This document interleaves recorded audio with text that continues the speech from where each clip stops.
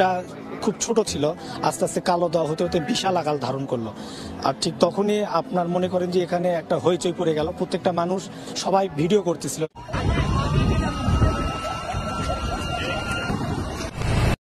তারা যদি CC footage যদি তারা ডিলিট না করে তাহলে এটি সঠিক তথ্য।